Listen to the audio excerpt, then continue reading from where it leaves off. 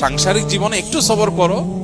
ননদ জ্বালাতন করে, দেবর জ্বালাতন করে, উল্টা পাল্টা করে, অন্যায় করে, ওরা অবশ্যই অন্যায় করে, কিন্তু তুমি সবর করো। শুরুতেই অস্থির হয়ে সংসারটা ভেঙে ফেলো না। নদীর কূলের ঢেউ দেখে এত ভয় পেও না, সামনে অগ্রসর হও। ও কূলে যেতে হলে সামনে অগ্রসর হতে হবে। একটা পর্যায়ে দেখা যায় সব কর্তৃত্ব মহিলার হাতে আসে।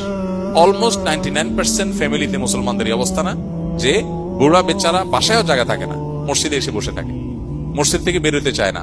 মুয়াজ্জিন সাহেব, খাদেম সাহেব বলে, চাচা বাসা যাবেন না, দরজা লাগাবো। বলে যে তোমাদের জ্বালা একটু ইবাদত বন্দেগিও করা যায় না। আসলে কাহিনী কি?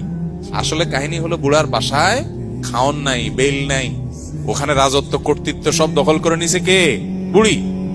এখন বুড়া কি করবে? মসজিদে এসে বসে থাকে, চায়ের দোকানে বসে থাকে, বেল নেই, ভেতরের জগৎটা টোটাল বুড়ির। বুড়া যদি লাইনে থাকে তো আলহামদুলিল্লাহ, বেলাইনে থাকলে দৌড়ের উপরে। ঠিক না ঠিক? আহা, কত সুন্দর।